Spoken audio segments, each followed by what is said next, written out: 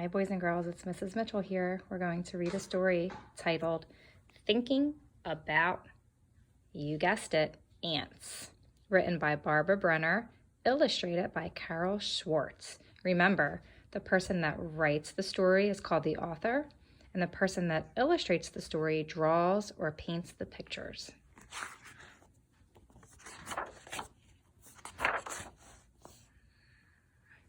Now, here's an idea. For a little while, think about ants. Begin by looking. Get up close to an ant. Study it. Try to put yourself in the ant's place.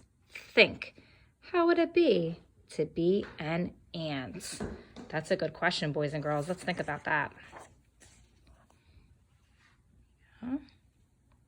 First of all, think small, because the largest ant in the world is only about the size of a person's thumb.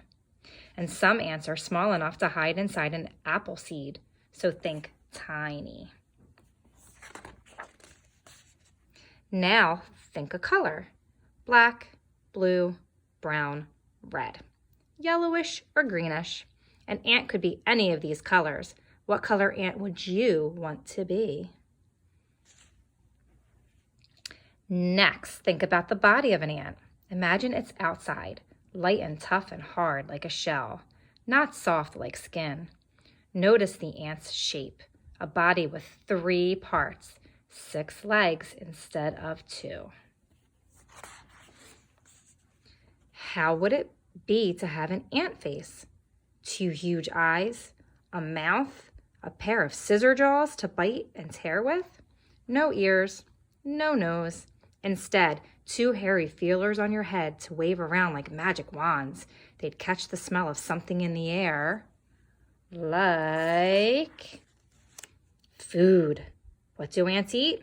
Some eat meat, a snack of a dead bug, a hunk of worms, a bite of lizard, or an ant will munch on a piece of hot dog left from someone's picnic lunch.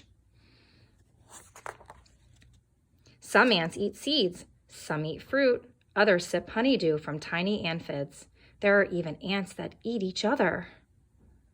Some ants bite, some ants sting, others squirt smelly acid when they're scared.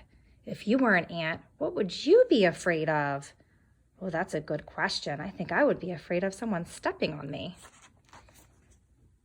A stomping foot, a hungry flicker, a spiny anteater, heavy rain, bug spray, toads. But the scariest thing in an ant's life might be another ant that's an enemy.